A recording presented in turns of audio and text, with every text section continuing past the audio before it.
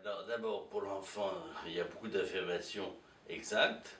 C'est-à-dire que l'enfant joue plus facilement avec les mots et avec le refoulé que l'adulte parce que son refoulement, ses méthodes, ses défenses ne sont pas encore en place. Elles ne sont pas encore en place et il joue donc avec les mots et avec des choses qui sont dans le processus primaire. C'est-à-dire un lieu où il n'y a pas de contradiction et où justement il y a un plaisir à dévoiler le sens qui est facile, qui est beaucoup plus compliqué chez l'adulte, où là, le plaisir du mot d'esprit est dû à la levée du refoulement et à l'économie du refoulement. Donc pour l'enfant, simplement, ce processus primaire est un petit peu à fleur de peau, si je puis dire, et il joue avec. Mais je ne suis pas sûr que l'adulte n'éprouve pas de plaisir à entendre ces mots d'esprit, même si c'est pas lui qui fait le travail en quelque sorte.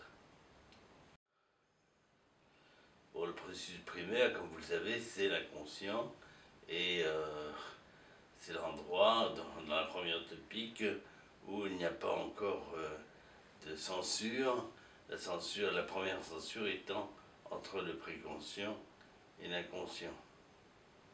Et la deuxième censure entre le préconscient et le conscient est elle aussi beaucoup plus lâche chez l'enfant. Et elle est aussi beaucoup plus facilement levable, et ce qui explique aussi une grande partie des mots d'esprit, parce que c'est quelque chose que l'enfant, encore une fois, ne contrôle pas et ne boucle pas encore. Voilà ce que je peux dire là-dessus.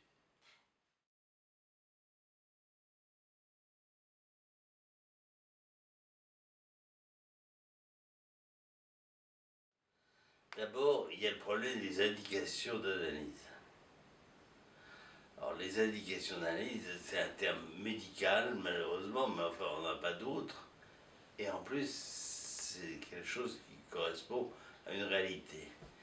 L'indication d'analyse est quelque chose de particulier. Hein, ce sont en général des gens qui ont essayé d'autres méthodes, qui n'en peuvent plus, et qui se livrent à l'analyse comme étant une bouée de secours, et souvent la seule bouée de secours avant un acte fatal comme le suicide par exemple. Et en plus, ce sont des gens enfin des patients, qui ont envie vraiment de changer quelque chose dans leur vie. Ce n'est pas des patients qui vous demandent simplement une amélioration pour un symptôme, c'est des gens qui ont envie de changer et ont envie de changer leur vie. Et la troisième chose, c'est aussi des gens, des patients qui veulent faire une analyse, c'est des gens qui ont envie de comprendre ce qui leur arrive, et qui ont compris ou qui ont assez lu ou qui ont compris que c'était le seul moyen d'y arriver. Alors, déjà il y a ça, c'est-à-dire il y a ça qui va conforter l'entendeur que la personne en face de lui a besoin d'analyse. Ensuite, alors à partir de quand ça devient une analyse? Alors la question, il faudrait savoir si c'est pas à partir de quand il faut allonger le patient. Ça, c'est une question qui se pose. Parce qu'il y a des gens qui, en face à face, je pense aux psychotiques en particulier, peuvent faire une analyse et n'ont pas besoin, n'ont pas de transition entre un avant-analyse et un après. Ils sont déjà dedans en quelque sorte, et donc il s'agit de les écouter, de les aider, d'être un témoin, mais de ne pas forcément interpréter tout de suite en tout cas.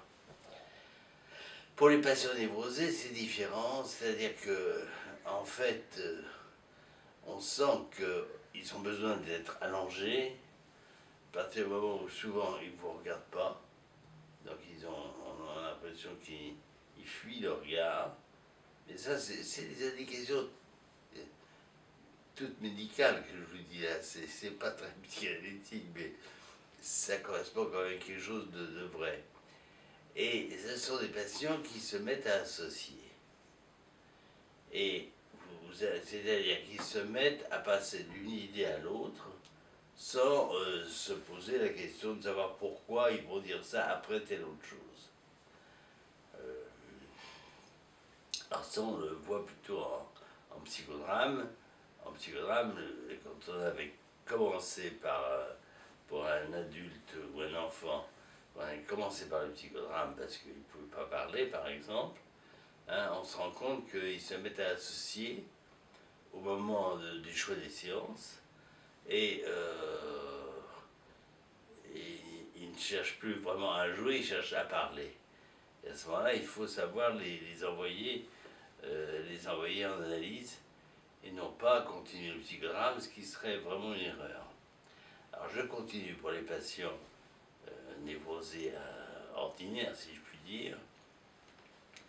Ils se mettent à associer et vous avez le sentiment aussi, et eux aussi, qu'ils ne peuvent pas tout dire en face à face. Ils ne peuvent pas tout dire ça. Alors ils le montrent finalement par des signes cliniques, hein, c'est-à-dire le fait de fuir le regard par exemple, mais en même temps vous sentez que,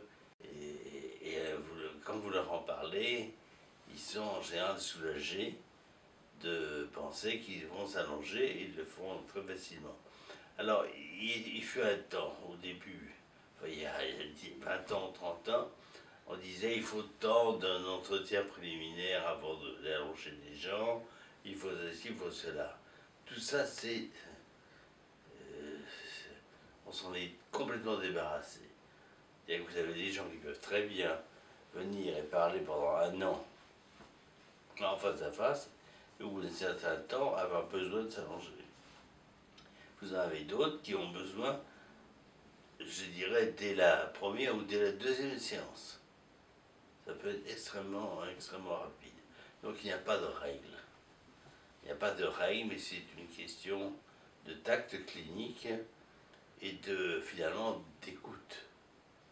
D'écoute de l'analyse qui comprend qu'il y a quelque chose derrière qui ne peut pas être dit et qui a besoin de l'analyse pour pouvoir se dire. Il faut dire que l'analyse, la position allongée, change complètement les choses et que j'ai des patients par exemple qui ont fait 10 ou 15 ans d'analyse et qui ont envie de continuer en face à face parce qu'à ce moment-là, ils s'adressent à vous. Alors qu'avant, vous avez l'impression qu'il n'y avait pas de barrière parce qu'ils pouvaient vous prendre pour leur grand-mère ou pour n'importe qui de leur constellation familiale. Et ils sont dans ils ressentent ça parfois comme un danger de trop de possible. Et finalement de ne pas être suffisamment dans la réalité. Enfin, ça, c'est des questions un peu subtiles.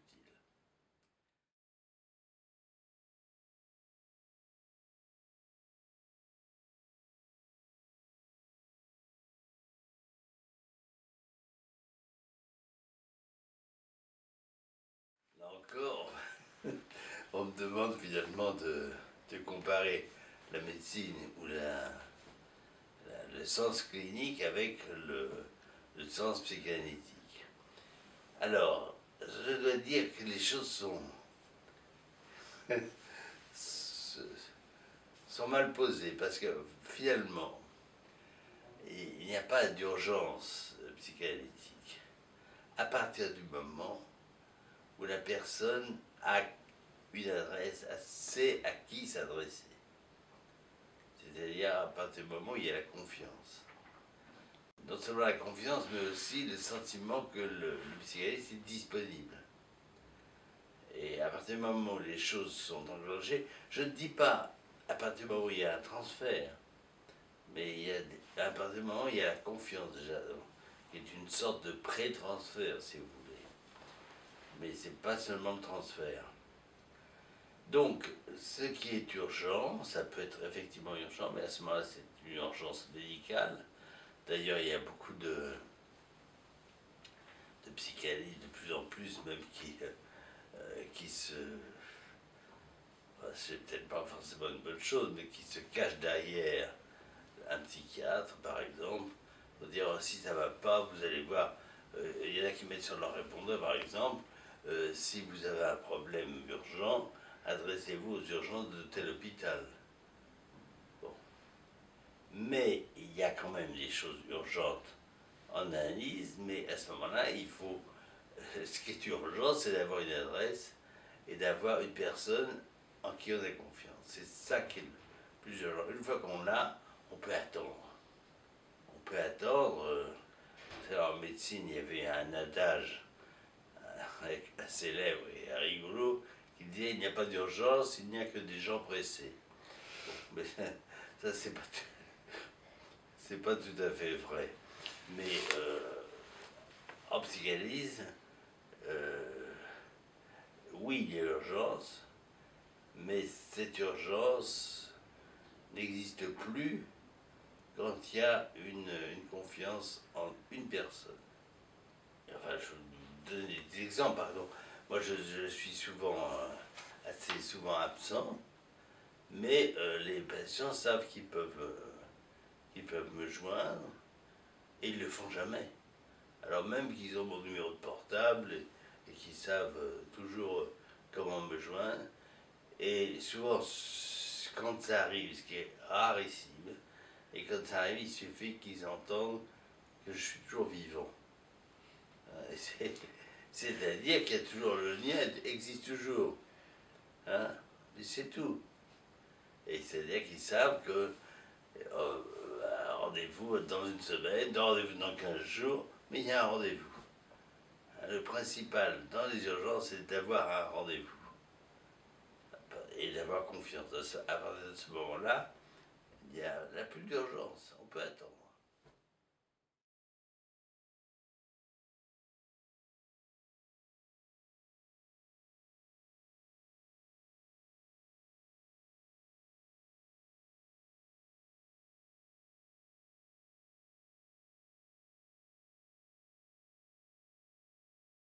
Alors ça, c'est des questions complexes. Mais c'est vrai que, par exemple, l'idéal paternel chez l'enfant, sur de nom du père, etc., c'est des choses qui fonctionnent difficilement quand cet idéal n'existe plus au niveau de la société. Alors c'est vrai que la société conforte ou non l'idéal personnel de chaque individu.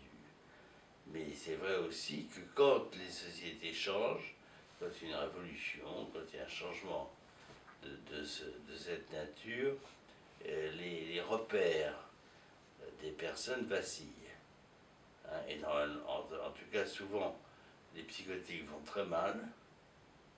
Ça, c'est un signe clinique très très connu. Les psychotiques vont très mal et les névrosés vont beaucoup mieux. Parce qu'ils sont occupés par l'extérieur, ils sont sollicités, ils vont refaire le monde, ils n'ont pas besoin de souffrir des lois qui existent, puisqu'elles sont mises en cause. Par exemple, en mai 68, que j'ai bien connu en France, les psychotiques n'allaient pas bien du tout, et en plus les névrosés, enfin les psychotiques de structure avaient tendance à décompenser, parce que les névrosés étaient, eux, arrêtaient leur analyse, et d'une manière très dommageable d'ailleurs. C'était vraiment tout à fait... Bon, tout ça pour dire que c'est très difficile d'avoir un idéal solide quand la société n'a pas le même ou un des idéaux extrêmement différents. Par exemple, dans les milieux catholiques très pratiquants, il est vrai que le fait que la famille soit extrêmement bien structurée, extrêmement forte, favorise les choses et se fabrique un idéal contre celui de la société qui actuellement n'est pas le même que celui des valeurs dites chrétiennes, par exemple. Bon, enfin, on pourrait prendre d'autres exemples, ce n'est pas... Les idéaux sont extrêmement nombreux et variables, et ils sont quand même liés au complexe d'Édipe, pour aller vite. C'est vraiment le résultat du complexe d'Édipe. C'est à la fois la cause et le résultat du complexe d'Édipe. L'idéal du moi chez Freud est une position ambiguë. C'est à la fois ce qui va provoquer le refoulement du complexe d'Édipe, et c'est en même temps le résultat de l'identification au père une fois l'Édipe terminé. Mais c'est très intéressant ces questions d'idéal. Alors je parle d'idéal du moi, par opposition bien sûr au moi idéal narcissique, qui lui n'est pas la même chose du tout, et qui entre sûrement en ligne de compte dans l'espèce d'hypomanie qui saisit les névrosés au moment des révolutions.